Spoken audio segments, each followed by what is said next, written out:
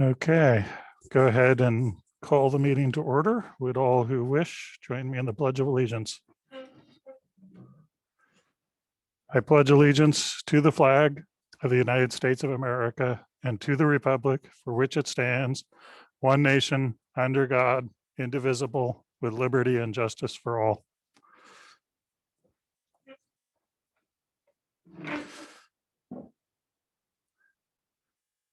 So we were just talking about agenda adjustments, but I don't believe there are any unless somebody else in the board wants to bring one up.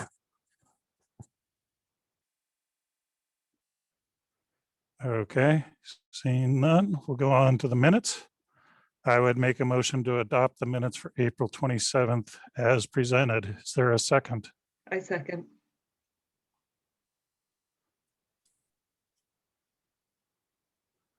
Okay, any discussion or corrections?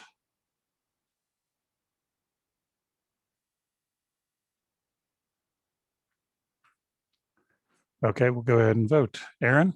Aye. Yeah, I was just trying to look for them. I don't.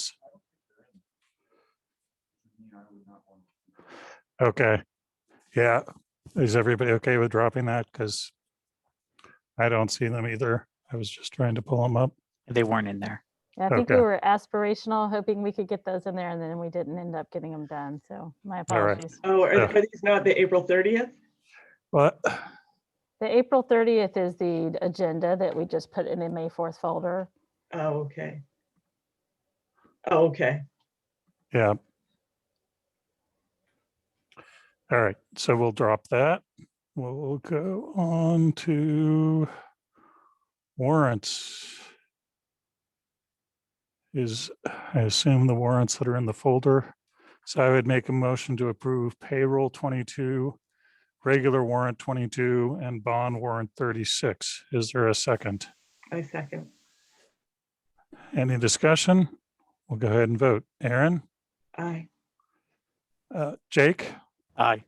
Patrick? Aye. Mark? Aye. And I also vote aye. Next up is public comment. I don't see a huge number. Actually, Meredith, I see Hasnain's on. You want to welcome Hasnain before we Sure, any I was further? I was thinking maybe we did that in acknowledgements, but let's go ahead and do that. So we advertised for our student board representative positions, and we have one of our reps selected. We still have an open seat, but tonight we have joining us one of these new representatives. So Hasnain Momand has joined the meeting on a wave so everyone can see you. And Hasnain is a junior at OHS, and we want to just welcome you to the board and look forward to having you here and your contributions to our work in the coming year. And so Hasnain, going forward, you should feel welcome to jump in and add a comment if you have one. When we go into executive session, of course, you can't come with us, but anytime when we're in the regular meeting, you're welcome to jump in. Okay, so, but that brings us to public comment. I don't see an overwhelming number of people. So I think I'm just gonna not put restrictions in, but please do. We actually have a hard stop. Our internet here at the school may be going down at 9 o'clock. So keep your comments focused and precise and non-repetitive, please, but I won't put formal limits on. The floor is open. Would somebody like to make a public comment?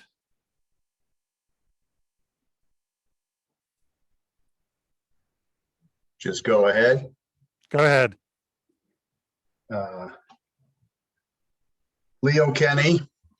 I'd share my thoughts in an email to the board and to the administrators, but I wanted to kind of reiterate it publicly, if that's all right. That I hope the board will allow the state MPA guidance to be implemented in full and allow the fans to be maskless at outside events.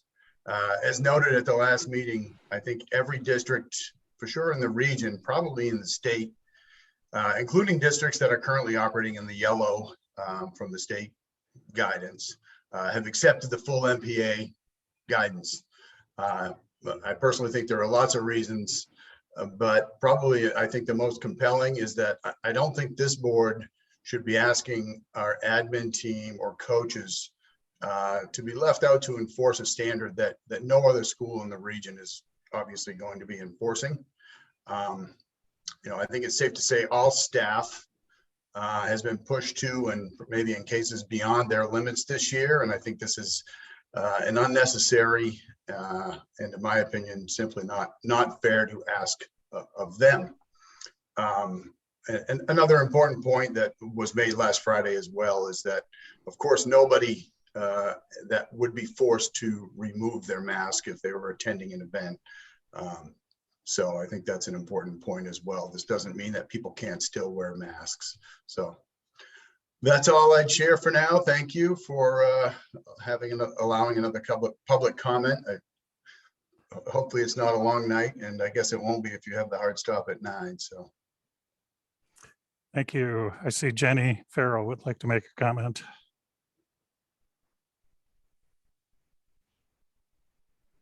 Go ahead and unmute.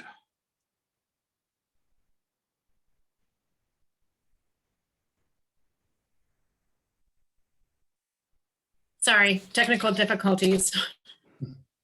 No problem. For those of you that don't know me, I'm Jenny Farrell. I've lived in Orono for 17 years. I have 5 kids, all in all the Orono schools. This is one of the first board meetings I'm able to attend because usually my evenings are pretty rough and not able to due to our family situation. So I composed my notes, so I'll be brief. I'm here as a voice of the children in Orono who've been struggling during this pandemic, not only academically, but socially and mentally. Some of those children are special needs, like one of my children at Asa Adams. Others have mental health challenges that have been exacerbated. Thanks to the great effort of the teachers in Orono schools, we have not completely fallen off the deep end. But social distancing and masks have deeply and adversely affected my son's academic and social progress. As a result, he has regressed greatly over the past 14 months, and I, as a mother, watched this travesty unfold. Some students, like my son, are substantially falling behind. Ample research shows that children with certain special needs have a difficult time learning social cues without seeing a person's entire face. Facial expressions and body language are important modes of communication and key to developmental progress in all young learners, but especially those who have certain cognitive disabilities. With masks, these students have difficulty reading social cues, knowing when someone is upset or even done speaking. Entering a mask group can be intimidating and difficult. These students are missing out on learning this crucial skill. Now, with the lifting of the outdoor mask mandate in Maine, my son has been able to socialize with other children at the park in nearby towns and in Orono after school. His siblings and friends are involved in Bangor soccer, travel basketball, voice and musical lessons, and other clubs and activities, all without masks. I point this out to show that it is realistic and practical to do outdoors and the tangible benefit it accrues. This year, the school board has consistently followed the Maine CDC guidelines related to COVID in schools. Maybe we all didn't agree with the rules at various times, but nevertheless, it was a uniting factor that guided this board and our schools. The Orono School Board was not elected to counter the guidance of the state public officials, and the Orono School Board has a duty to serve all students, including those with special needs. The town of Orono prides itself on being inclusive and innovative. In this spirit, I would ask that when Orono takes the lead on safely allowing masks to be removed in all outdoor settings, that teachers have the latitude to allow masks off if children are outside and socially distanced, just like we currently do with lunch or mask breaks. And 3, with the weather becoming better, proactively finding opportunities to have outdoor socially distant classes without masks. This would be for the remainder of this year and through the summer or for summer school. I know that some people are afraid of starting this and that there are only 6 weeks left of school. But for me and my family, these 6 weeks are crucial, as well as it will then lead into summer school, which my son will be attending. So these actions now will lead us into summer school. They'll be an invaluable step to a more inclusive approach and to the students' well-being. Thank you. Thank you. Any other public comment?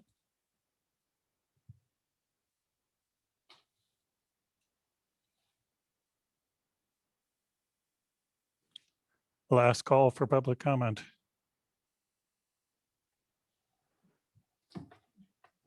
Okay, we'll go ahead and move forward. So next up is, sorry, was somebody? No, okay. We'll go ahead and move forward with, next up is acknowledgements. Aaron, any acknowledgements? Of course, it's Teacher Appreciation Week, so I really want to acknowledge all the teachers and staff and say thank you so much. We do really appreciate everything you're doing. And that's it for me. Great, thanks. Jake? I would just echo what Erin said because she stole my acknowledgement. So I'll just echo what she said. Brian's never going to let you go first. I'm always taking them. So sometimes going first is a blessing, sometimes it's a curse. Mark? Or sorry, I skipped Patrick. Yeah, sure. I think we can all appreciate the teachers this week and every week. I also just want to say basically thank you to everyone who contacted me with their concerns around these health issues, and acknowledge everyone who doesn't normally get involved but is making an effort right now. I really appreciate that. Great, Mark? Just to kind of echoing on what Aaron said, and other than that, I've got nothing else. Yeah, I would echo that, and I also echo what Patrick said. I thought the public comment on Friday, as well as the letters, were what makes this district great. Different opinions, but all civilly expressed, and lots of opinions. People cared and showed up and tried to make a difference. So I appreciated that. Meredith, anything you want to add? Sure. I would just also underscore Aaron's acknowledgement, and also just want to thank the parent groups who are really stepping up this week to show our teachers their appreciation. So thanks for the efforts to make this week special for our staff. Hasnain, this is your first 15 minutes at a board meeting, so not to put you on the spot. So it's fine to say nothing, but I just wanted to give you an opportunity. If there is anything you wanted to recognize or appreciate. No, there's nothing I'd like to add. Okay, thank you. May we come to reports? I guess we'll start with Kristen. Hello, everyone. I just want to say we are feeling a lot of love this week. So thank you to everyone who has reached out and wished us a happy teacher week, this Teacher Appreciation Week. I mean, we feel appreciated a lot, but this is even more special. The ASA PTO has been fantastic. We've had drawings each day for gift cards. This morning, we had some breakfast goodies, more gift cards. On Thursday, we're getting treated to Jersey subs. So we really appreciate it. So thank you. And thank you to all the parents that have just been so fantastic with everything. As far as student and staff celebrations, the ASA Student Council, once again, is making sure that kindness is at the front of all of our minds. They are creating a kindness chain. So each grade level has a different color and they're writing acts of kindness on each one. We're going to put the chain together and stirring it through ASA. So that's exciting. We're excited to see that. ASA's talent show is shaping up. We're having some more submissions. So thank you. And on the Friday before April vacation, ASA celebrated with a spirit day, and it was springy colors. And so ASA was even more brighter than normal. So we will be having, in collaboration with families, we will be having a scholastic book fair. Mrs. Murphy will be getting more information out to everyone on that. We sent out a survey this morning to our remote families, getting some more information from our families about next year's plans and to kind of get an idea of what our thoughts are around that. Kindergarten screening, I know in years past that May has meant kindergarten screening.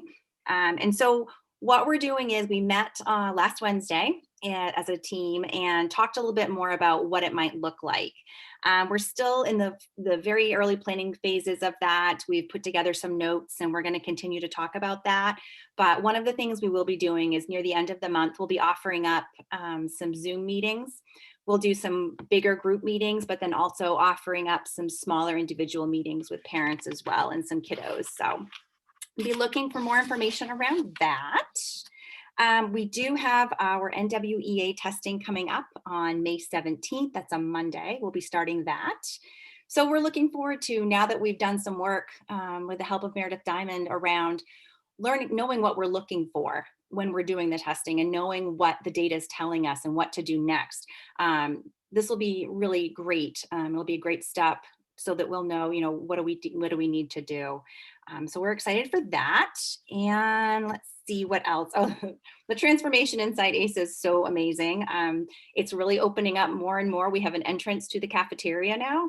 And so that's happening. The classrooms look like there's some ceilings going in the classrooms. Really good stuff going on there. And I think that's it. And I want to just take a moment to just share a heartfelt thank you to all of the staff at ASA.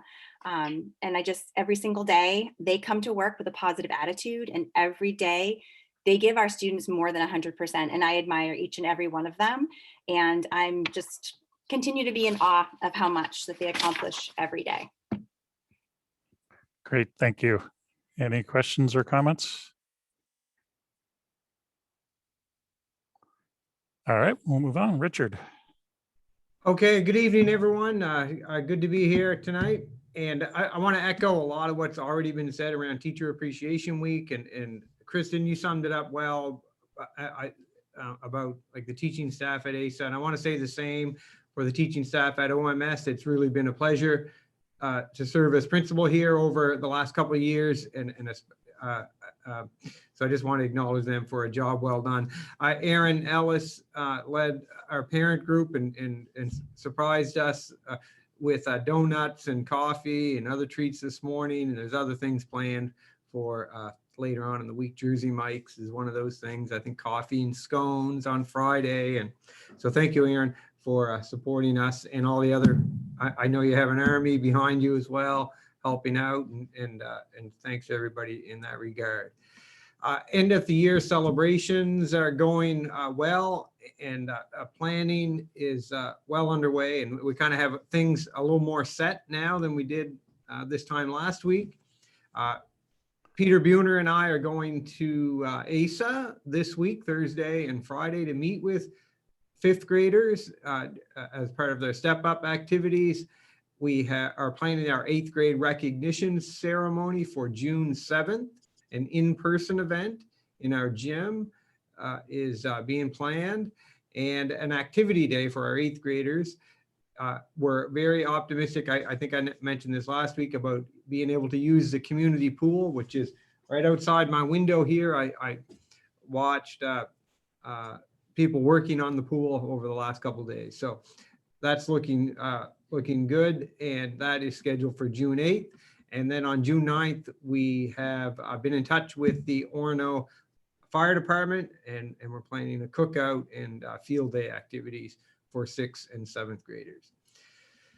On the curriculum instruction and assessment update, I'm very pleased to announce that our OMS curriculum guide book is nearing completion. This is work we began when I first came to Orono, and was kind of put on pause this year because of the pandemic and all that went along with that, but we're back on track, and I'm very optimistic that we'll have a completed guidebook and ready to roll out probably by August, September, for the opening of school in the fall.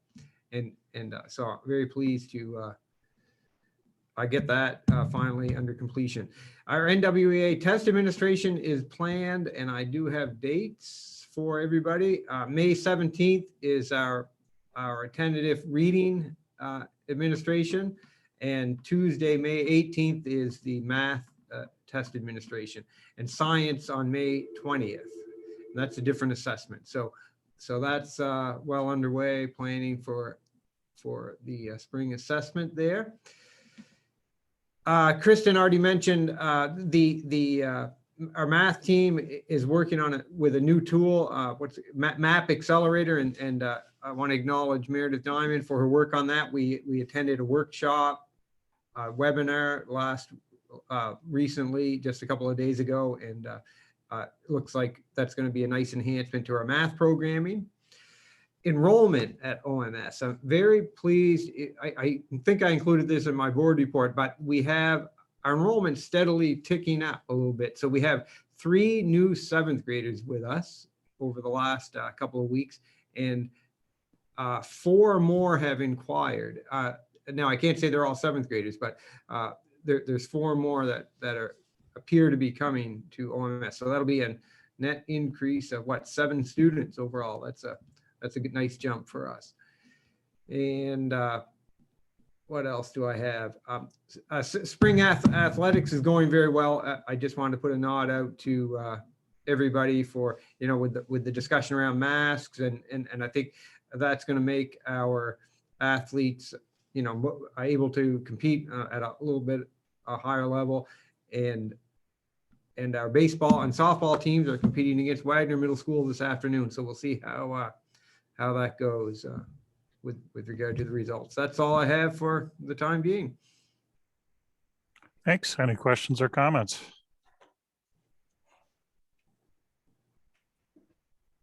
All right, next up, we've got Reg for the high school.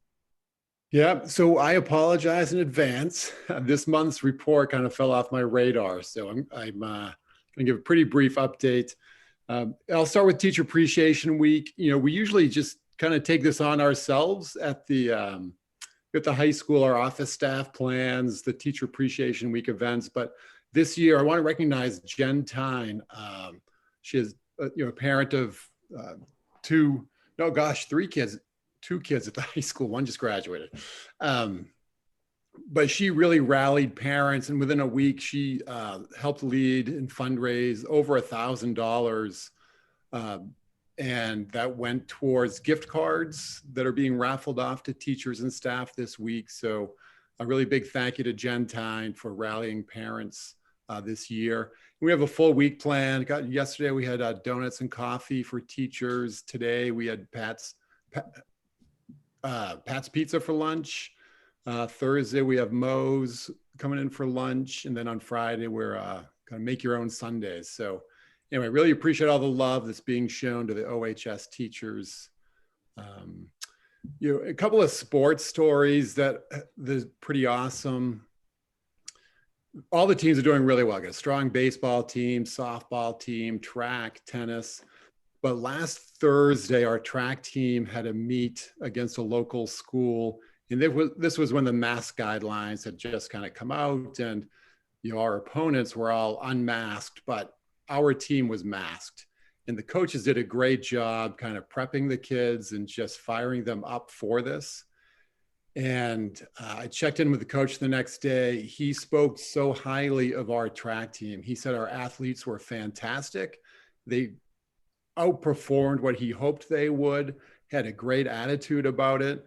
And so really a tribute to our students, but also our coaches for just keeping it positive and getting them fired up. Then the second thing is our canoe team. Jeff Owen brought them up north, up to the county for a race this week. And we had a couple parent chaperones who at the end just commented to Jeff over and over again about their surprise about riding on the bus and kids not being on the phone and engaging with each other and saying please and thank you. And he got similar comments from some of the officials up there. So just that means almost more to me than the winning records we have right now. It's just a great snapshot of how our sports teams are doing this spring. And then finally, AP exam testing started this week. I should say AP exam started this week. And I give the College Board credit. They've been flexible this year as well. They have 3 administration windows. They're each 2 weeks long. And so this is the first 2-week window, and they're all traditional sit down, pencil and paper tests. It's followed by another 2-week window where I believe I think each one is online. Then there's a third 2-week window into June that we probably won't participate in that just because of end of school. But so a lot of participation this year, and Troy Wagstaff is juggling all that stuff. So yeah, so we're in good shape. Great, thanks. Any questions or comments? We'll go ahead and move on to superintendent report. Good evening, everyone. I have a few things to report. First, we mentioned at the start of the meeting that we have a hard 9 o'clock deadline, and I want to just provide a little more context. If you are in our schools, you know we've had some network interruptions. For any parents, you may have heard your students talking about it. They were pretty significant over the past week and a half, and we are really pushing our vendor who manages our network service to have a solution to remedy this. Thinking about all this testing we have coming up, but even more immediate. I mean, we have a third of our high school students we're trying to serve remotely every day in the high school. So that's why we're having an outage tonight, and we hope that along with some other mitigation strategies that they have suggested to us will help that issue. One of the things we're doing is turning off any non-school devices from accessing the Wi-Fi to see what kind of impact that has on this, because just as they studied the traffic, there's a lot of traffic hitting it from phones and watches and all of these other devices. So we're going to try that as well, just to see if we can get through a critical phase here. But they're trying one thing at a time to see if they can identify what will really have an impact. So if you hear about our network, we're working on it. I want to commend our IT staff, Jason and Melissa, are really working hard to try to solve this issue for us.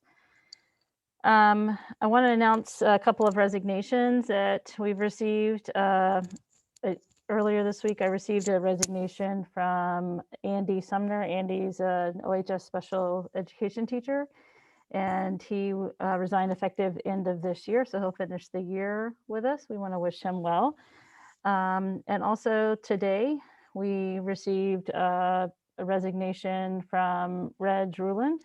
Reg has accepted a position in another district to begin July 1. He'll be the superintendent over in Union 93, right, Reg? Is that the right number? 93? So congratulations to Reg on that, but it's with very mixed feelings that I say that, because clearly we're going to miss his leadership. He's provided a great deal of stability during these last 5 years and wonderful leadership at OHS. And so to really what we have to do is, if we didn't have this board meeting tonight, I would email you and you'd have 2 days to either request that it go on an agenda so that we could have a discussion about it, or it would be accepted in lieu of that. But since we have a meeting tonight, I would ask you tonight to accept this resignation that has been submitted, and we can begin our process to move forward with advertising and the process ahead of us. Board, I shared the letter earlier with you that Reg submitted, and he, as would be expected from him and the person he is, that will help with transition as we make this transition this summer. So Brian, I don't know if you want to. I'll go ahead and make a motion. I was just looking at the policy. It looks like I think the superintendent still accepts the resignation, but we have a 48-hour notification period. So I would make a motion that notification and opportunity to comment at the board meeting tonight serves as our opportunity to comment, and we waive the 48-hour period so that the superintendent can proceed immediately with acceptance. Is there a second? Second. Any discussion? Reg, I would just like to say thank you. 5 years is a long time in the educational administration world, and I know you're going to a career advancement for you, so congratulations. But you provided a lot of stability for this district, and you did a great job, and you're going to be sorely missed. Any other discussion? I would just like to echo that, Brian. I think we've been fortunate to have Reg on board for the last 5 years. He's done a great job, and Reg, congratulations on moving up, and we'll miss you, but good for you. So thank you. Mark. Just want to add thank you and congratulations. That's really all I can say you're going to be missed. All right, we'll go ahead and vote. Aaron, Aye. Jake, Aye. Patrick, Aye. Mark? Aye. I also vote aye. Okay, the last item I wanted to just point out, Rachel sent out a newsletter last Friday. A lot of good information in this. I'm sure as board members, you noticed that and read it, but more making this announcement for members of the school community. One of the things that was in there, because I'd been getting some questions about it, is the last day of school. We're still getting questions about it. It's in the newsletter if you read it, but it's also, just wanted to confirm it's on June 9th. The adopted calendar builds in 5 snow days or weather cancellation days or school cancellation days. And so we backed it up because we didn't use all of those. So the last day for students is June 9th. And that will be an early release as we typically do on the last day of school. So check out the newsletter. And that's all, other than moving into our discussion item, shall we? I just wanted to say one more thing. So you're confident we're not going to have any more snow days. I'm going to hold you to that. But no, I just wanted to remind people, since we have an audience here, that the annual budget meeting is it was also in the superintendent's newsletter is what made me think of it, but the annual budget meeting is 2 weeks from tonight at 6 p.m. in the middle school, not the high school, the middle school gym. And it's, we usually keep it pretty short and to the point. It's usually under an hour. And it's a really important meeting because whoever shows up can, if they want, add 500,000 to the budget, delete 500,000 from the budget. So it then goes to a public vote, but the board can't change it after the public has changed it. So it's a really important meeting that is a substantial way of deciding what the budget for next year is going to be. So it is in the gym, but it's going to be socially distanced. We'll have 2 chairs set up 6 feet. So you can sit with a family member, but otherwise 6 feet apart. You can also stand outside and participate outside the door in the back by the parking lot and participate if you want as well. So please show up. Please get other people to show up. It's an important democratic opportunity. It's part of being in New England. All right, so we'll go ahead and with that, move on to COVID. Yes, thank you for adding that. So 2 things tonight. Obviously, we're going to talk about masks, but before we do that, I want to talk about pooled testing again. After we last met, we got a little more information from the state. I talked to some of our colleagues in the region, and I think at this point, I'm feeling like it's not the right time for us to move forward with that, because I feel like the way we start that program is really important for its success. I think it holds great promise for the fall. And I really think it's something that will be an important strategy for us as we return to school with, I'm not sure what the guidance will be, but perhaps more flexibilities with some of the precautions we've been taking. And I think surveillance testing at that point becomes even more important. But I feel like with the ramp up that it's going to take, we have about 5 weeks, 5 weeks and a half of 1 day left. That ramping that up to get all the consents and the training and the materials here, we just really will not have time to have a meaningful start. So I feel like it's something that we need to keep on our kind of radar for what we want to consider for fall. And I think it'll also just give us the benefit of learning more, hearing from other districts, what strategies have worked for them. Maybe some districts that are going a little later than us into June, might decide that they have enough time to really give this a good start. So that's my recommendation for where I think we need to go with pool testing at this time. We're going to stay kind of in the loop with all the information and let them know that we want to remain in the queue for considering that for the fall. So I wanted to bring you back that update and see if you had any questions or feedback about that. Is there any chance that by fall they will have reached a cap on the number of participating districts and we won't be able to get in, or is there just kind of an unlimited amount of funding for this, and everyone can participate if they wanted to. Yeah, I really don't think there's going to be a limit, or I don't think there's going to be a capacity. From what I understand, there's a huge amount of funding that came down from the federal government for this. And this company just has a really, like, they are seeking a testing facility in Maine. Currently, their testing facility is in Massachusetts. So they're seeking one in Maine just to help with their response time. So I see, that there's going to be really good capacity, especially once they get their main center up and running. Okay, thanks. I mean, I think this probably makes sense because then you can send the consent paperwork home. If we've decided over the summer training can happen during, PD, and then the paperwork can go home in the big packet of paperwork and people will see it all at once. I think it gets lost if it's maybe sent mid-year. So I think that's probably a smart choice. I also just know from UMaine, every time they did a big scale up in testing, it took them 4 or 5 weeks to get it right. So I'd hate to have our 4 or 5 weeks be the worst 4 or 5 weeks. So Yeah, I for all these reasons, yeah, I think that there's more reasons to not start it now than to start it now. And but I remain very interested in this. And when I heard from colleagues, I'm not sure there's a lot of districts who are on board with it, even feeling like for fall. So but I think it's new and people are still learning about it.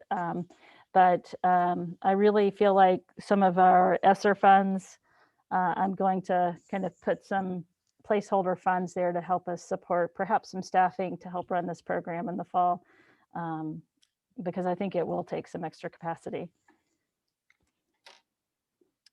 Okay, if there's nothing else there.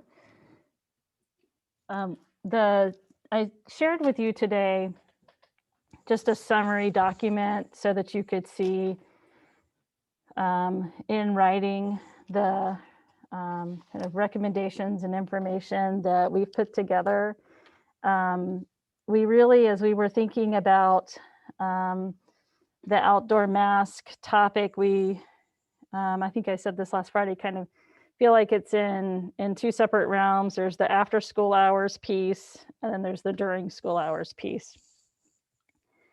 And so if we just kind of think about those separately, the during school hours piece first, we really felt like there were within that category two really types of situations where we need to make some decisions. And one of those is kind of the obvious elementary recess playground time that, happens daily, happens often, and is kind of a very different outdoor experience than the other category, which is an outdoor classroom or outdoor learning time, which is typically,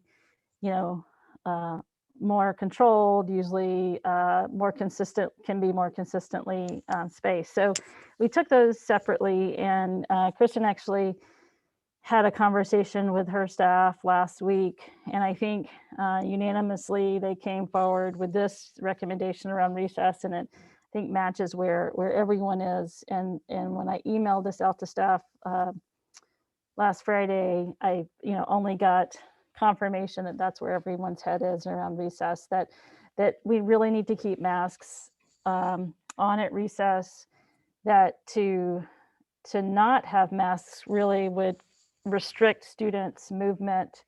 And that's one of the primary goals of recess, to give students the opportunity to get out and move and be active and have that social time. And I had someone share with me anecdotally their family members' experience with a mask-free recess in another school in the state, and it's quite restrictive and kind of the description sounded like it just sucked all the fun out of recess. So I think to keep recess enjoyable, keeping masks on helps not only keep everyone safe, but allows them to enjoy it in a way that I think they've been enjoying it this year. So that's the recommendation around recess and playground. With outdoor classrooms and outdoor learning kind of situations, I think there's such a great variety in terms of what those situations might be. I mean, Often you see classes out seated in, a circle or on the, some of the special seating that we ordered or the logs, and they're spaced out and they're stationary. And those are the kinds of scenarios that it seems more likely that students would be able to be spaced and to not be moving around so that you could consistently maintain space. But there may be other outdoor learning situations where, they're taking a walk or they're doing some investigating or they're all gathering around and looking at something that they're examining where spacing cannot be maintained. So with outdoor learning situations, we felt like we needed to just give teachers the discretion to make that decision based on whether distancing could be consistently maintained. And I think, there'll be times when teachers will be able to do that and other times that they won't. But that seems to be the most reasonable approach to take.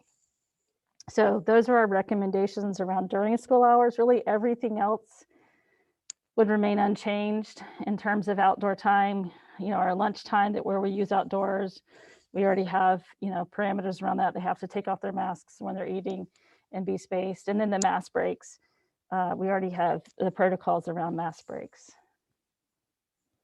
Do you have any questions about the during school hours recommendation piece?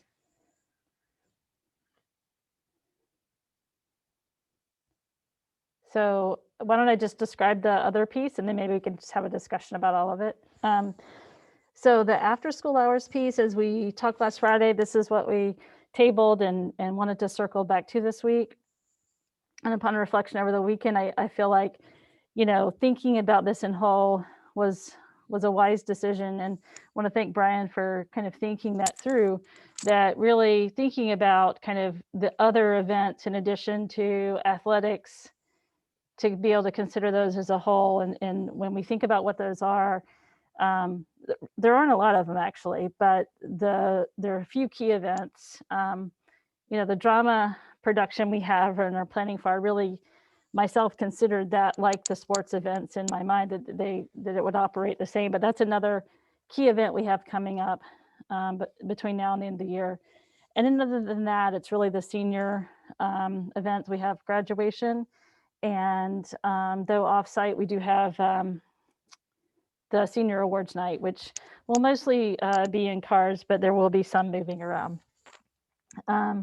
So the recommendation that we bring to you for that is to allow mask removal outdoors at RSU 26 school-sponsored after-school events, as long as social distancing of 6 feet can be maintained. And as I said on Friday, but in case others weren't there, we feel like there needs to be communication in multiple ways. So, the email, clearly, newsletters maybe aren't the most effective way to share key information, but we'll, just send out information to people via email. But I think probably social media is the most effective way, at least with families, to send messages. And then with students, just, by way of announcements and the principals kind of sharing information. But I think also signage is important. I attended the middle school softball game today as a mainly I went as a parent of a softball player, but I had to put on my administrator hat while I was there because Steve was doing baseball in the away game. So, the crowd was spaced out, but we haven't ordered signage yet because we want to make sure we know what we're ordering signage for. So there really wasn't messaging to tell people what the rules were other than what we'd sent out. So, I just walked around and told people, what our policy was and that we hadn't made a change yet. And I would say about, 60% of the spectators didn't have masks on, but did put on their mask when I told them what our policy was at this time. But I can imagine that just having our signage out would have solved that problem today, because it's such that I think we'll be able to have enough signage that people can see, and whatever the rule is, we'll make signs to say that. But in general, I think signage will really help communicate the messaging. And other than that, I think, I want to shift the words we're using around people like myself or an athletic director or a principal, their role would really be to remind. I don't expect any of us to be policing people, but just to remind people, whatever the rule is, like today, I was just reminding people of what our current policy is. And so I think that's the final strategy, to just monitor and remind as we, can and are able to do so. And, I can say that of the, I don't know, probably 25, 30 people I talked to today, I only had 2 eye rolls, so that's positive, and everyone complied. So I think regardless of what, we do, I think people will generally be respectful of that. But I think it's all in how you ask someone too. And I think having signage up so people have a chance to get it right is really important, so they don't feel like you're having to come over and tell them they're doing something wrong. So that's the recommendation. I emailed actually with Cammie today to talk a little bit about her vision for the drama performance, and her plans match well with this strategy.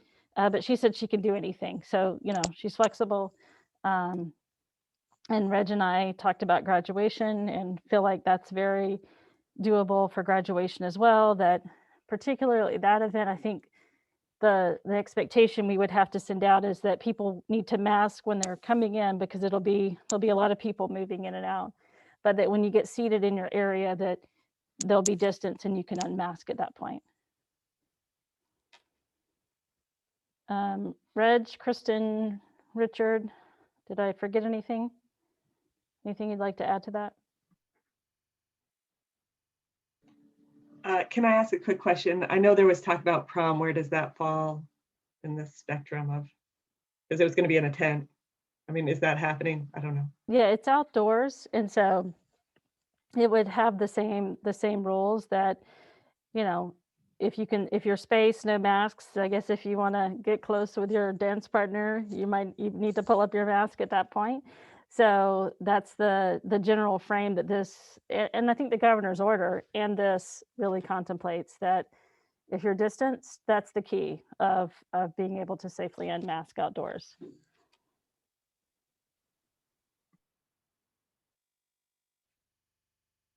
Can I just ask one clarifying question? I think I know the answer to. The ASA field day, the OMS field day, and the OMS activity day for the 8th grade, I'm assuming those would fall under the during school hours recess playground category. Am I correct?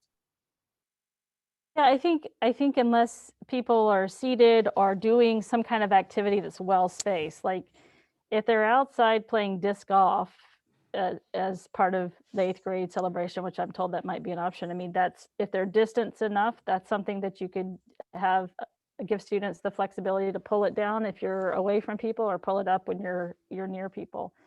I think older students too can have the option, that can be a little more responsible with making changes when they're in PE or some activity like that. I think that the free play of recess and playground is what that first one is more about.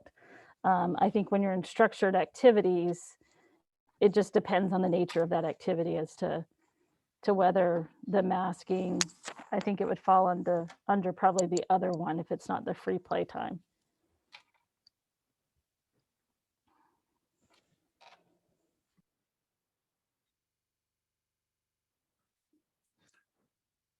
So any board comment? I know we're under a deadline and we talked about this once, so we don't have to drag it out. I support this. I'm not sure that the governor made the right choice from a public health point of view, but it's not our district's job to, I don't know,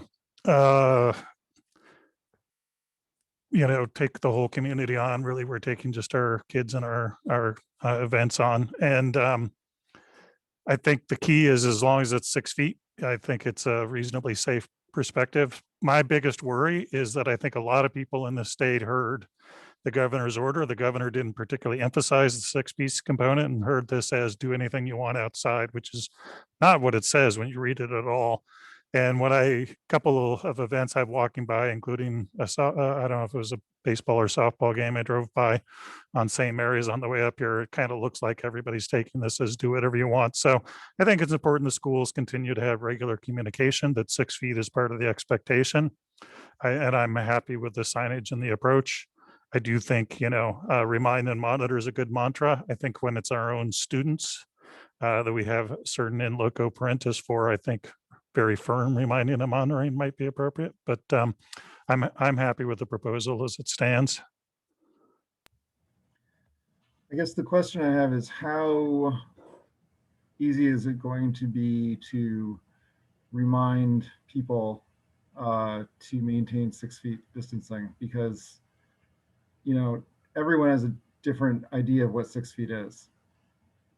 And I guess my question is, are we going to be very good about, making markers on the ground everywhere? Are we going to lay down a grid of, I'm joking a little bit here, but a grid of dots on the ground where you know where your 6 foot spot is and everyone has to stand still?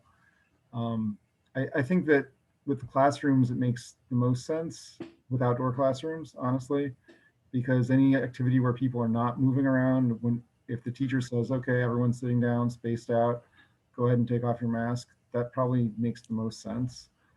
I'm more concerned with any kind of social event. And that would mostly be the after school events, where people are milling around in any way or another. I think it's a lot easier to remind someone to wear a mask than it is to remind someone to maintain 6 foot distance. So I would just ask, your opinion on that. I can't imagine 6 foot distancing at prom or as if you're a spectator at a crowded game. People tend to cluster in groups, and that's a lot easier to, like I said, just to say, make sure you're wearing a mask or have a sign that says that, than to really, be constantly reminding people, hey, back up 3 feet, please. I think the key, what you said, Meredith, is the signage, regardless of what we do. And if this is the way we go, we just have signage coming into the athletic complex that reminds people of that. I will say that Saturday I was over at the Glenburn Little League fields. They had 2 baseball games going at the same time. Mark, you were there. I'd say there was probably a couple hundred people there, and I did not see any issues at all. Furthermore, I was at a soccer game at Bangor High School on Sunday for part of the Bangor Soccer Club. They had 7 different soccer games going on at the same time on the complex. Easily probably 1,000 people there, I would say, and I didn't see any issues either. So I think people do a fairly good job at policing themselves, and I don't think it's our administration's job to be doing that. And I think the answer to your question, Patrick, is the signage coming in. I mean, I personally would vote for a few more signs than just the entrance, like along, not every 6 feet, but every 30 feet along the baselines where people are sitting, and just, so if there is a reminder that's needed, you can kind of point to a sign. But I agree, the signs go pretty far. And I think with our own students, it's a bit different. I think by the time you get to 2 adults from another town, it's putting our administrators in a pretty tough spot. And, to be honest, at some point, they have a choice to move. They have a choice to put their mask on. They have a choice to get a vaccine. And, there's going to be a transition over time about how much, it's hard because some of these things affect the community. And, you want to protect the individuals in a community. That's why we have laws around secondhand smoke. But on the other hand, I think our athletic fields in particular are quite large, including in comparison to the thing I just commented about St. Mary's. I think there is room to spread out. Our tennis events and softball and baseball events do have room to spread out. Graduation, I know they've already calculated 6 feet room to spread out. So as long as there's, frequent signs, not just, one little 2 by 3 foot sign when you walk in, but as long as there's signs that are hard to miss, and we're checking out our own students, I personally am comfortable, because like I say, adults do have choices about taking care of themselves around this. Yeah, Patrick, to your example of, spray painting dots. And I mean, Brian and I talked about, that kind of strategy. And I don't feel like that's, I really don't feel like that's the way to go. I feel like, the signage I was imagining today, because I was sitting at the outfield, because with the softball games, it's, the fence isn't so far back that you can't see well at the outfield. So I was imagining, signage around the outfield fence and then along the baselines, because that's where people sit at those games, and at this baseball field, probably just along the fence and behind the home plate. So, I think having plenty of signs is key. And, what I saw today in terms of spectators at middle school softball probably has a lower spectator count than maybe other games, but there were probably, I don't know, 35, 40 people there total. That might be a little high. It might have been more like 30. And so there's definitely plenty of room to spread out. Probably, the high school sports like baseball and softball would have more, but I'm not seeing many spectators at tennis. That there's plenty of room to spread out there, certainly. So I think we have an advantage over some of the Little League fields that, at Little League, you have a lot more spectators actually, because parents are bringing the kids there and they're, staying for the game. And really with some of our sports, it's parents may or may not be able to go to the games. So there's not as many spectators. I'll say I'm totally the during school hours, I think seems like an incredibly solid plan. I'm all for that. The after school hours, I do think it's much harder. Like just the reminding, I don't expect anyone to police or enforce masks at games, but I kind of have, it's not harmful to anyone. I know Mark had said, we're harming our students. Like adults wearing a mask, watching the game, I feel like I don't see the problem with that. And I've seen a lot more issues for me with adults not following the guidelines than students not following the guidelines. I feel like the students live it so much that they've kind of got it now. But there are a lot of adults that don't so much. And I don't think, I know I don't have a great concept of space when I'm seeing a bunch of people I haven't seen for a while. And I think that's a little bit of the difference where I was at the soccer games too.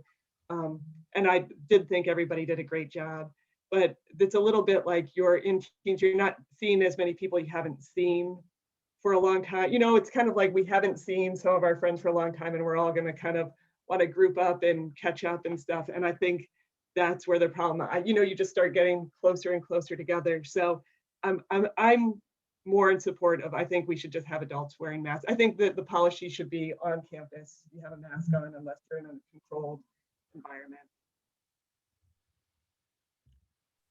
I think what you just said, Aaron, makes a lot of sense with that last part of your sentence, where if it's a controlled stationary environment where people are not moving, I can certainly, I could see if we have, seating at graduation or, anything where you've got that fixed distance already set and people are not moving. I could see, saying like, okay, this is, once you're sitting down, you can take your mask off. Or, like once everyone gets seated, now the announcement goes off, you can take off your mask if you want to. But yeah, I'm thinking about the CDC recommendations. I'm thinking about the differentiation they make between vaccinated and non-vaccinated people. And I hear very clearly that this board doesn't want to get into making a difference in terms of how we approach those two groups. And as we don't want to differentiate between those who are vaccinated and not vaccinated, I really think we should assume that we're crafting a policy that serves those who are not vaccinated. And not, if we're not going to make a difference, just kind of say that's how we're going to consider things and that's how we're going to think about the risk. And if that's the case, I'm really not comfortable with taking masks off in a situation where people are going to be moving around and potentially, violating that spacing that you would need outdoors. I mean, just to be clear, it's not that I don't want to differentiate against vaccination. That's the CDC guidelines, and I think it's the right science. I just think it's an impossible policy to enforce I mean, unless we're gonna make people start pulling out vaccine cards, which is completely untenable. I don't know how to enforce it. And so then you're right, you either favor one group or the other group, and our governor favored those who are vaccinated. And I guess given how easy it is to get a vaccination at this point, I can start to see the lot, not for students, but students are a different category, but even, 16 and up at this point, they're shutting down centers because there's nobody in line. So that's starting to tip, we still have a responsibility, everybody, and we certainly have a responsibility. Our students aren't vaccinated, but the game's shifting on the field as far as I'm concerned too. To me, it's important that, sitting next to somebody, if you're unvaccinated, no mask, 2 feet apart, I don't care if you're outdoors, if you're at a game for 2 hours, that's a high risk transmission event. That's just what the science says. So I think the 6 feet apart is important, and I want this to continue to be clear that this is a school campus where safety is important. We have rules, and 6 feet is part of the rules. But so that's important to me.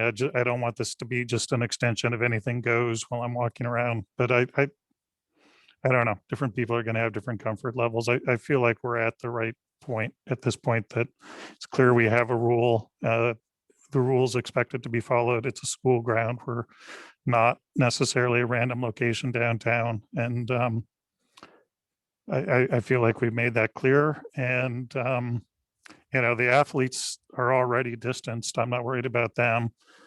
The adults are adults, and the students, I do think we should, as I said, firmly remind and monitor. So that covers people as far as I'm concerned. But I understand people are in totally different places on this. This is gonna be tough as we go forward, as we unwind. There's this anxiety. It's a very real anxiety that people are having about going backwards, and some of it's rational. Like I said, I don't know that I agree with the governor's science either, but we had different comfort levels as we were ramping up, and we're going to have different comfort levels as we're ramping down too. And hopefully we can keep finding the middle. But I am glad we took some time to think this through. Could I just point out that the way we're talking about it right now, Brian, we're not talking about, adults are one thing and kids during school is another, because the way we're approaching it right now, we're taking students in after school activities, outside of class time, and putting them in the same group as spectators at a soccer game, right? Because, we just said that prom and soccer spectating is going to be in the same category. I'm not following you. Well, what I'm saying is, if we've got an after school event and we're talking about, adults from the community and parents watching a soccer game, and we don't want to be in the position of enforcing something. Like I understand that, the remind versus enforce, but if we have an after school event for students, I'm not talking about, soccer practice. I'm talking about prom or some other after school activity that's student oriented. Mm-hmm. As the policies are worded right now, those student activities where people are kind of moving about, that's going to fall under the same category. Am I correct about that, Meredith? Those two are grouped together? They're the same category, yes. We're not treating students at prom or graduation different from spectators at a game, except for the 6 feet is expected. And that last sentence, monitor and remind is needed, especially with students. Right. So, but let's kind of think out that logically. So we've already said that we're not going to differentiate between vaccinated and unvaccinated people, right? We're going to treat everyone as if they're unvaccinated. I don't know how you have a choice. Right. Okay. Great. Sounds good. But now let's think about the students. So now we're kind of saying we're going to have an after-school event for unvaccinated students, and whether or not you're talking about 16-year-olds and 40% of them are actually vaccinated, or you're talking about 15-year-olds and none of them are, do we really want to set up a set of rules that sounds to me like it's really in place to accommodate, adults at a soccer game, and make that the rule that we're applying to our 100% unvaccinated 14 and 15-year-olds? Personally, right. I think as 16-year-olds or 15-year-olds who are 6 feet apart outdoors have benefits from not having a mask too. Right, but are they going to be as good at social distancing with signs up and reminders? I think they're going to be better. My question. I mean, These kids are used to following these rules all year long. This is nothing new to these kids. I think they're going to be, frankly, better than the adults. Okay, but so I guess my next question was going to be, are we going to stop people from attending these because of the way we're doing the rules? And the reason I asked that is that I got a lot of feedback that basically said, if we stop requiring masks, I don't know that I feel comfortable sending my kids in person to school anymore. Can I say, Right. you must be the only one getting that feedback, because I don't get it. I think I am. And I don't know if anyone else on the board gets it either. I saw several that said keep masks at recess, but that's a different situation than what we're talking about now. And we're doing that. Yep. Jake, I get emails that are sent just to me. Oh. And when I ask people to share those emails with the board, sometimes they share them with the board. Most of the time they don't. But a lot of people I've email. gotten 0 of those emails, not a single one. I haven't gotten one either. I'm not surprised that you didn't get those. You know, like I've put myself out there as the person who's most concerned about this. And I think that's why people are saying, you know, hey, we can't do this. I've made myself approachable on this. I think all year we've gotten I just that. really want to be, Sorry.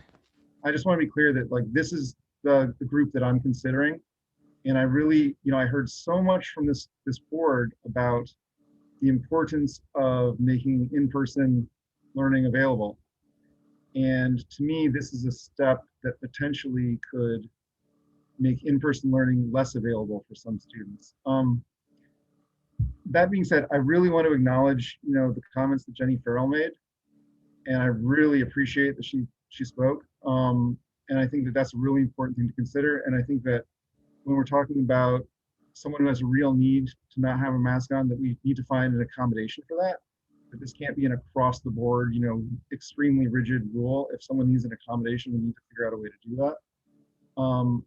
But for general social events, I think we need to, if we're doing all after school events the same, I think we need to say, okay, think about the kids, think about the unvaccinated kids, and think about the decisions that families are going to make if we take away, you know, this mask requirement. You know, I have spoken to several families that aren't going to have their kids stop wearing masks. And not only that, but aren't going to have their kids attend events where masks aren't being worn until those kids are vaccinated.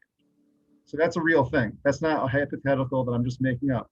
This is, you know, folks that I speak to when I'm out and about walking my dog and I run into them and we just start chatting. And if you guys aren't hearing that part of the community, that's why I'm saying it right now. It's there. And I think we need to consider it. No, I mean, I have to say, we've had this discussion in our family. I was really thrilled. We have a kid who really loves to play sports, that they, you know, could play sports this in the spring. And then we had to really question it when this mask mandate came out of whether we were going to continue. So, I mean, it is something that there are families that are really discussing. You know, my kid was like, I can't believe, you know, I'm uncomfortable with everybody being right beside me with their masks on, because they are in practice pretty close. But that's not in a school environment.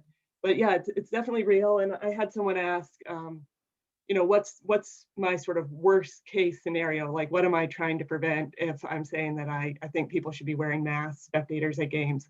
Like, who am I trying to protect there?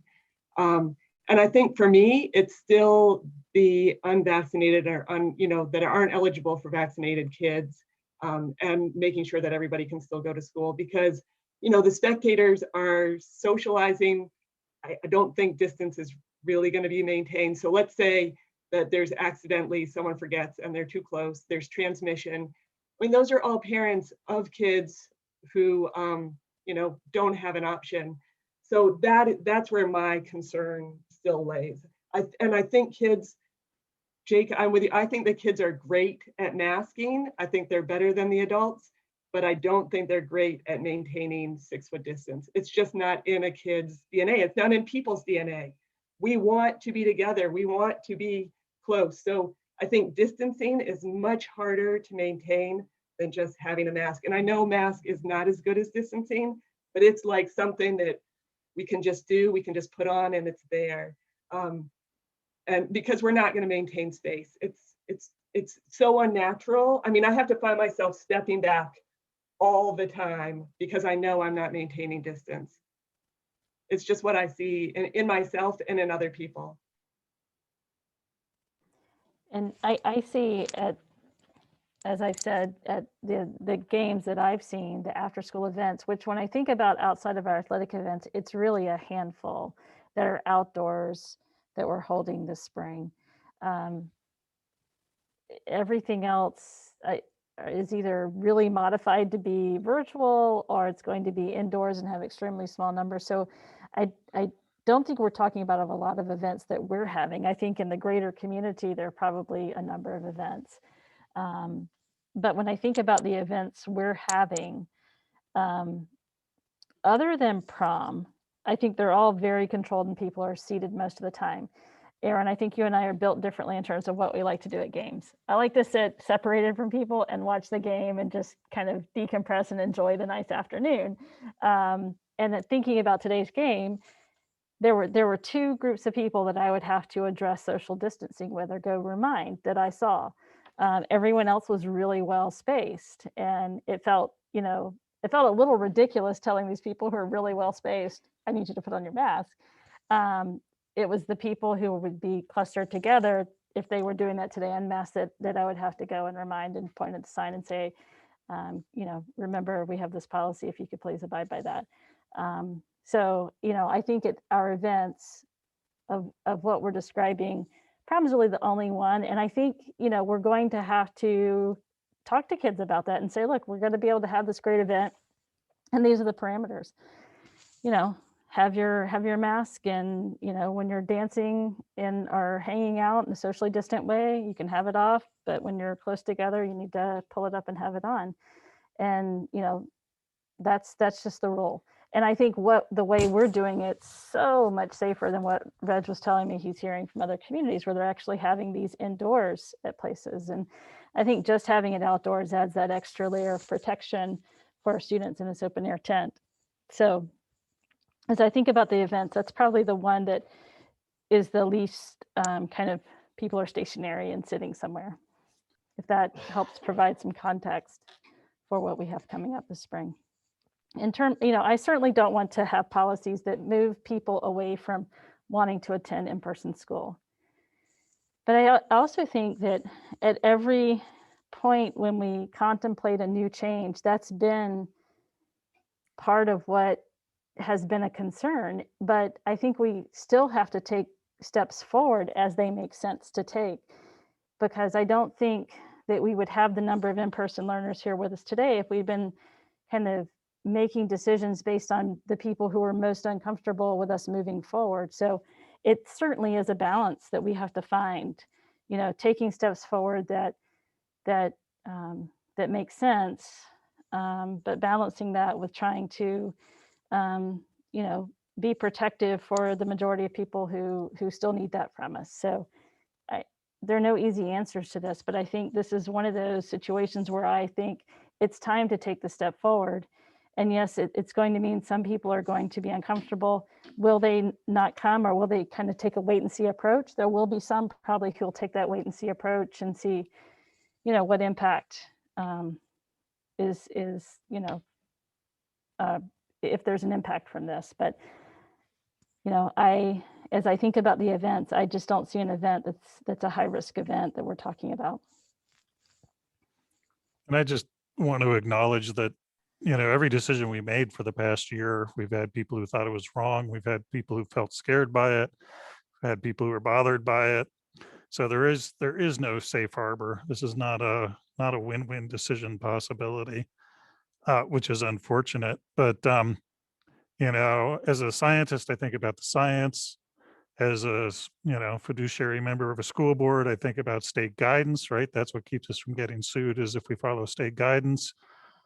But I also, as a school member, think about this a little bit, as our job is finding the middle of the comfort zone, right? We have a lot of people. We're going to have people on either side of us who are not comfortable. But I do think there's a little bit of this is a community resource. And so we need to kind of find a middle for the community. I'll just add from my own family. This was back in March before it was clear how things were going, but I had tears in my house from two of my kids saying, when I told them that they were not going to be able to have a mask off with their friends this summer. So I do think we heard a particular need based on, learning social cues, but I think every kid out there is at the end of their rope and, has some real loss, loss, like grieving, crying loss at the lack of social interaction with friends. And the science at 6 feet outdoors is really strong. And so I would just like to see us commit to making the 6 feet outdoors work. And I hear all the concerns. I have some of the same concerns, and I really see a lot of places already where it's broken down. But I do think this is a school ground. People understand we have rules. We're going to publicize our rules, and we're going to remind people about the rules. And I guess that's where I'm at for now. Will we revisit this if it's not working? So I mean, I don't want to say we're going to pass this and say, let's go with the 6 foot distancing and it's not working, but the policy's out there and it just sticks. No, I think that's been our commitment all along is, we check how things are working and we revisit things. So, yep. I am fully supportive of the proposal as put forward to us, and I think it's time to take a vote on that if we are in fact going to vote. All right. Anybody opposed to taking a vote at this point? We could go through formal calling the question, but I'm not seeing anybody opposed. Let's go ahead and take a vote. So I will make a motion to approve the recommendations from administration for policies outdoors during school hours and after school hours. Is there a second? I will second. All right, we'll go ahead and vote. Aaron? Nay. I'm sorry, I didn't hear nay or a. Nay. Nay, thank you. Jake? Aye. Patrick? Nay. Mark? Aye. I also vote aye. All right, as we noted, we'll have to check in and see how things are working. I'm optimistic, but not certain. All right, next up on the agenda, we have, yes, which many people are waiting for. Sorry, we debated whether more people were here for the mask policy or the probationary appointments, but it was about 50-50. So we have appointments. So I would make a motion to go into executive session under 1 MRSA 405-6A. Is there a second? I second. Okay, and just to be clear to people, the board and the administration, or the administration is going to brief the board, and then we'll come out and take an action. And the way that's going to work is you all can stay here on this Zoom meeting. The board and the administration will duck off to a separate electronic meeting, but you all can hang here and we'll come back here as soon as we're ready Hey, to Brian, take a vote. I don't have a link to another meeting. It was in an email from Meredith. The title started with confidential board information. Oh, I'll go check and make sure that everyone received that. And I think, I do have it. It's confidential board materials. Got it. Yeah, okay, and principals, I sent that to you as well, right? Okay, I'll send that to you. And if you'll jump on and we'll put you in the waiting room when we, until we need you. If that's all right? So for clarity, we're leaving this meeting, going into the other one. we're all going to leave. Yes. I assume Rachel will stay on and keep the thing Okay. live. Okay. Yep. So we got to vote first though. So we'll go ahead and vote on executive session. Do we lose Aaron? Oh, maybe. I Do think we she have enough left. to, do we have enough to vote? We do have enough still to vote. We have a quorum. So Jake, Aye. Patrick, Aye. Mark, Aye. I also vote aye. So 4-0 and 1 abstention. All right. So we'll join you all shortly. Okay, I just, Richard, Kristen just sent that to you.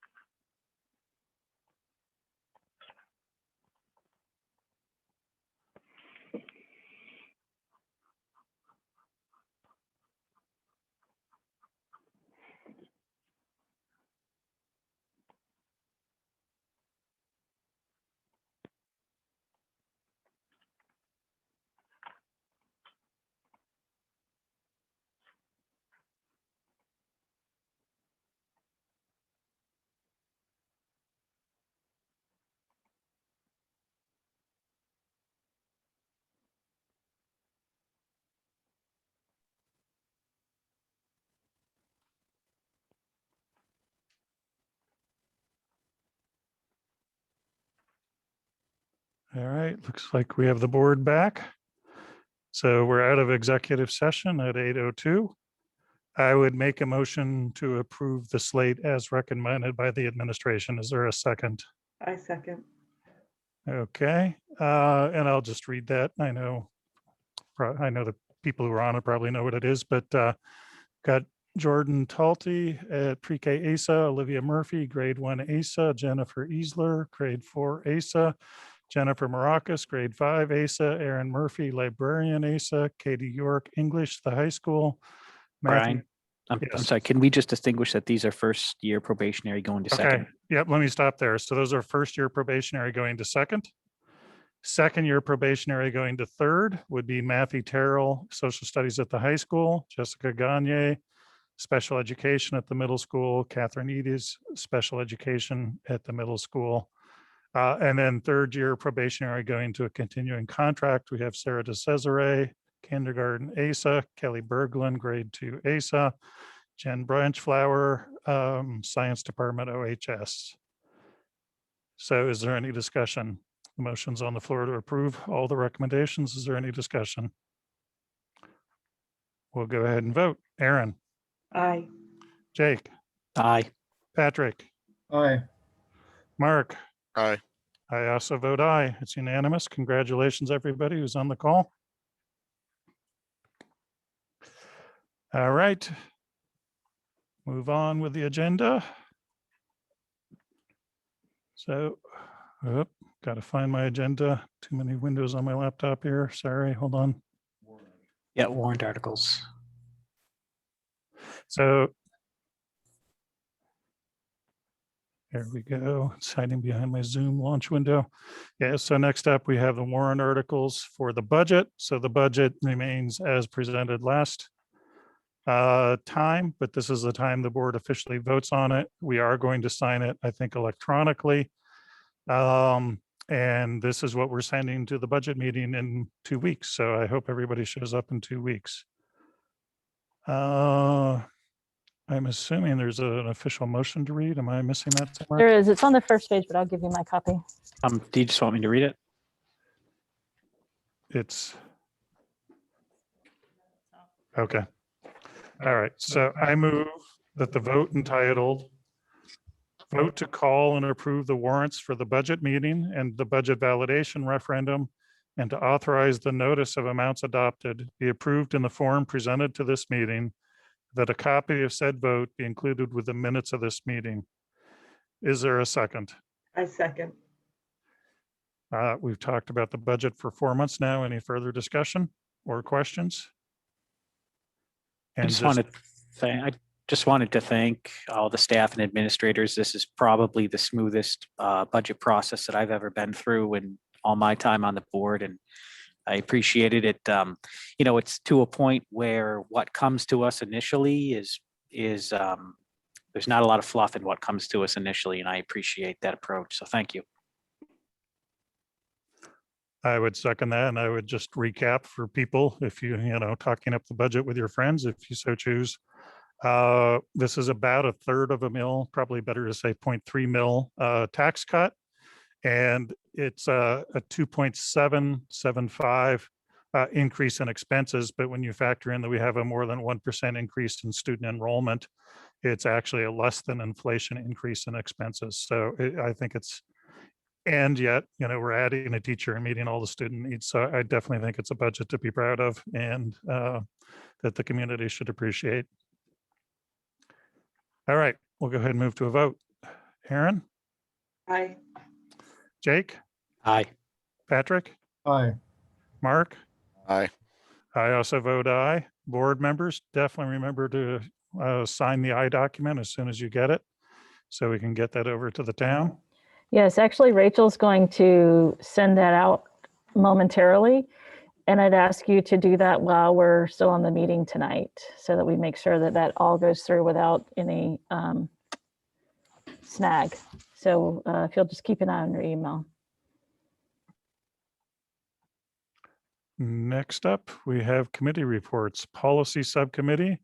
We haven't met for a while. We're meeting this Thursday, and the only thing on the agenda is moving through a review which we're by policy supposed to do every 3 years. We're moving through a review of policies. So we'll be looking at last couple E policies, the 1F policy, and starting on the G policies, which are the hiring staff policies. Some of those are pretty hefty. And then we get into the IJK instruction and student policy. So there's a big bundle left. We're definitely going to fall into next year on this, but we're making good progress.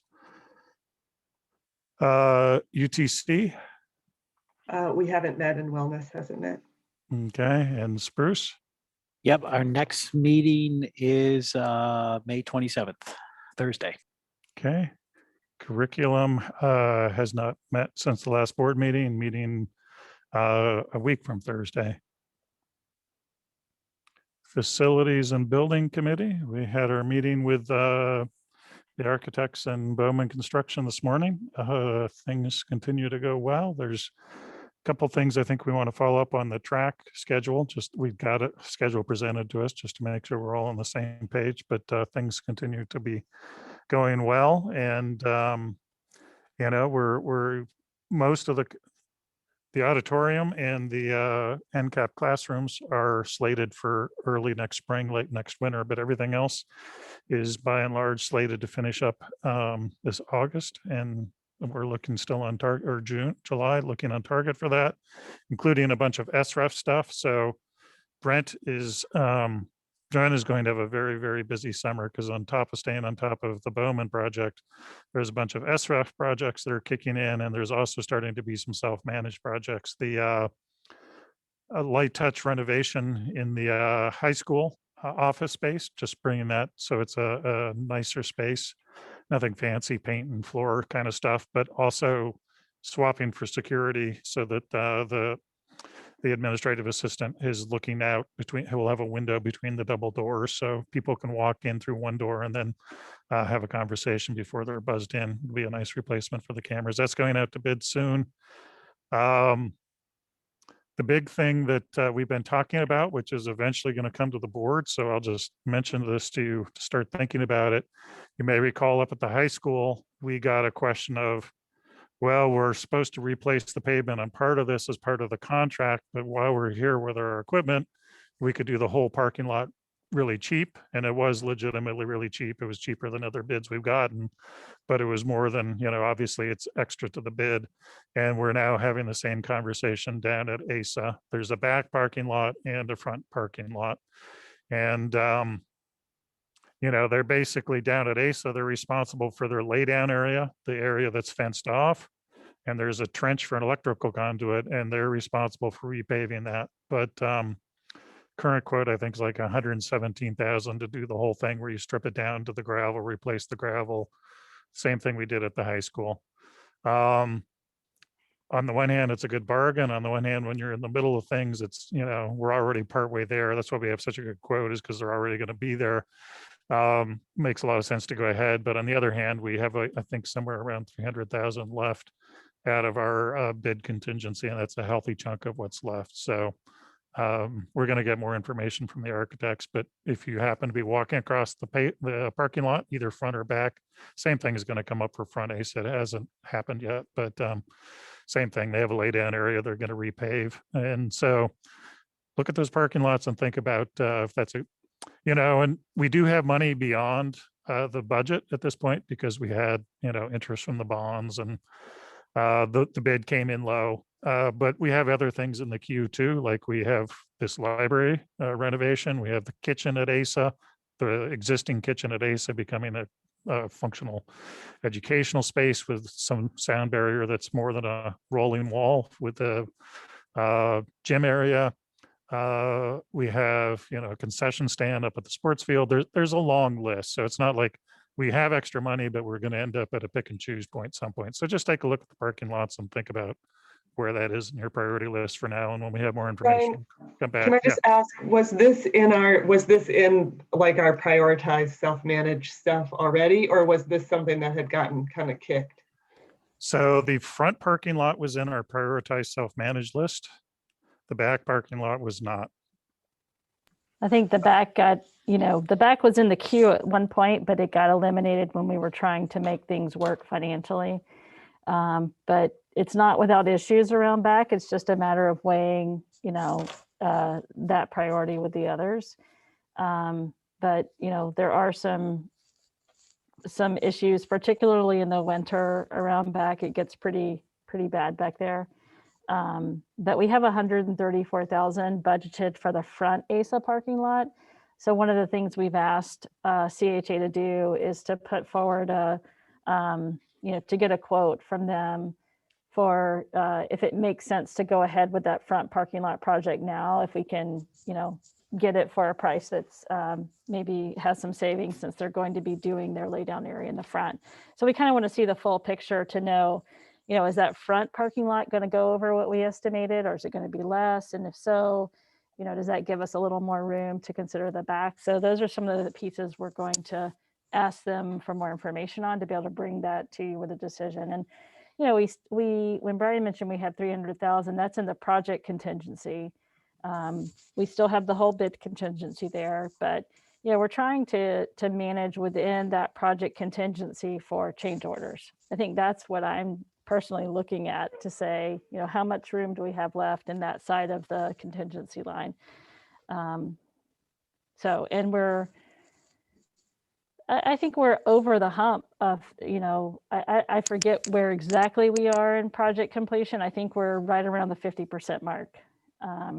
And we've spent a little more than 50% in our project contingency, and that's largely because of that larger parking lot expenditure we made at OHS near the beginning of the project.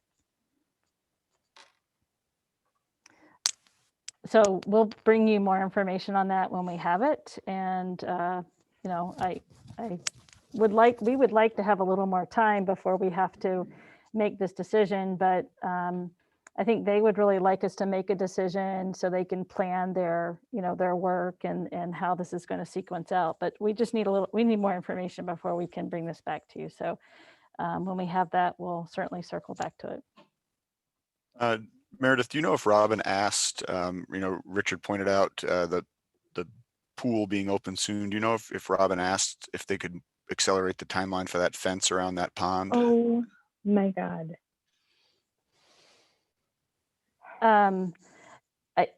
I don't think it's been asked, but we can certainly ask that. Yeah, especially once school gets out, I think it'll get pretty busy over there.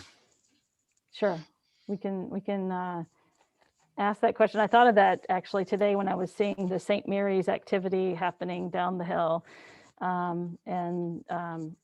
I haven't heard them talk about when that's happening. I know they're really focused around back right now, but we'll certainly ask that question. The orange construction fence is looking a little tired after winter. I mean, it's right. Not as the pool, as you point out, St. Mary's is going to have stuff going on at least 4 evenings a week, sometimes as many as 5 or even 6 if they're hosting Saturday games. So, and some of those kids are pretty young. And that pool's pretty full right now. The pond, you mean the pond? The pond, yeah, yes, sorry. It really is. We don't want it to be a pool. No, I mean, we knew it was a retention pond, but I think they're deeper than they're going to be long run, because I noticed the one in the back that's not supposed to retain water still has water. I think they haven't put the last line in that brings it up to the pipe level, but I agree the fence would be a good thing to look into. Anything else on facilities? Yeah, I just wanted to mention so we're preparing to put the project that Brian mentioned for the OHS office to send it out to contractors to hopefully get some bids on.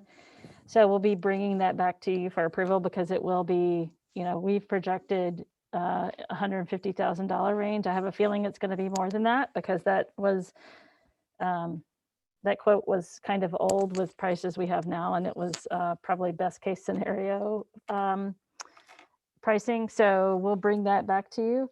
And then also we've been working on getting quotes for our new press box that will go along with the project. And that's something that we're spending out of our budget this year, where we put more money into capital improvement this year to help with some projects that we knew we needed.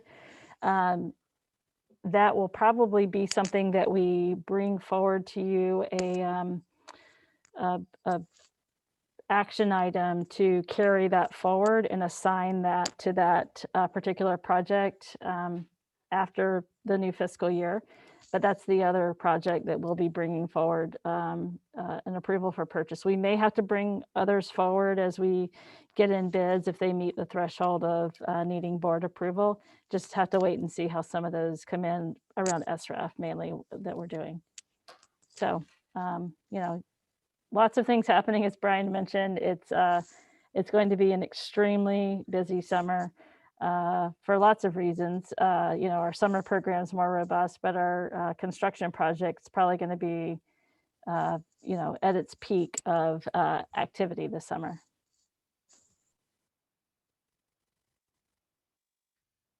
Okay. I already heard from Wellness. I was just checking email. I do not yet have, I think Rachel's still working on that. Any other business? I did have a question while we're maybe pausing for that too. I got a couple feedbacks from people about Friday about feeling surprised about the splitting of the ticket. And I just wanted to get feedback about how people, I understand the concern completely, but it's also not obvious to me how to proceed. If I send an email out to the board before we get here, it feels a little bit, it's not a discussion, but it's starting to walk that boundary. I certainly could have mentioned it before public comment if that would have helped. You know, and, you know, under Robert's Rules of Order, technically anybody has the right to jump in with a different motion if they get there first. I personally watch the town council, and I think it shouldn't be about whoever jumps in first with a motion that changes the direction. So kind of like the way we do things where it's consultative typically before we get to motions, but then, you know, in the end, it comes down to the motions that I make. So I do appreciate that that's not necessarily everybody's favorite dynamic. I don't know if there's any thoughts or feedback on that. I definitely would have appreciated knowing in advance that was at least a possible option. Not that I'm necessarily opposed to it, but it did catch me off guard. So I would have appreciated kind of knowing that at least it was a possibility ahead of time. And would you have felt comfortable if I sent an email, but just like, I don't know, BCC'd everybody so it didn't turn into a conversation? I think that would probably work, especially if not only BCC'd everyone, just said, just a reminder, we cannot conduct this discussion via email. This is just a heads up for FYI purposes for tonight's meeting or whatever it is. Okay, I can certainly do that. Is there any other thoughts on that topic? I mean, obviously, I'm the one who spoke up during the meeting that I was a little bit surprised by that. I mean, obviously, that doesn't happen a lot.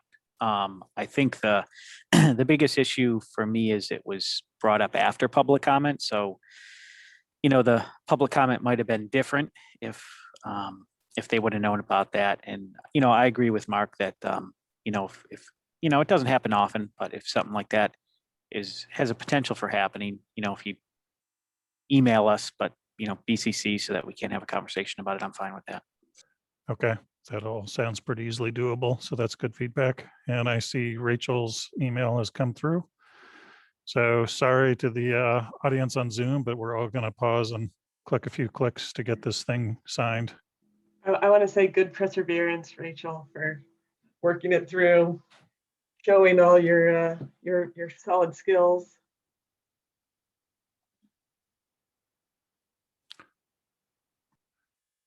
Non-cooperative internet, but we've got it. Hopefully that will be fixed at 9 o'clock tonight, overnight, and in the coming days.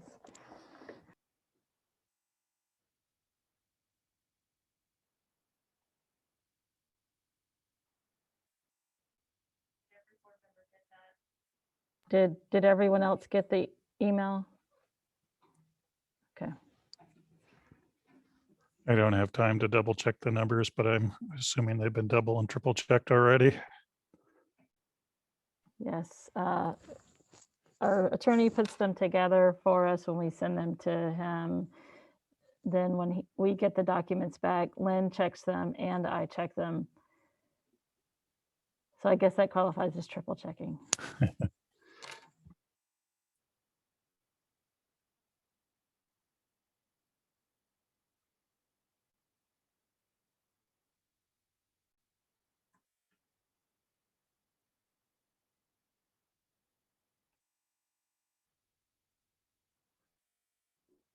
So I think we had to sign in 3 places. So everybody make sure you signed all 3 of them.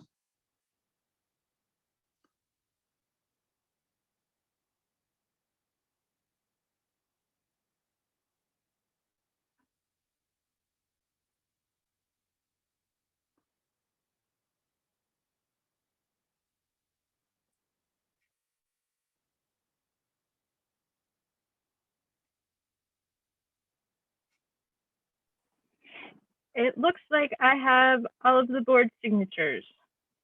Okay. Perfect. That So was, thank you.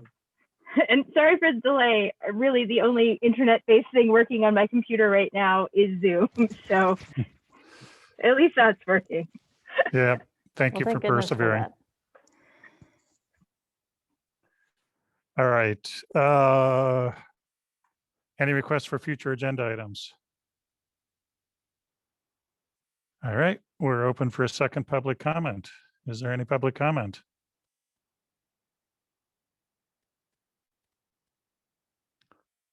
Last call for public comment.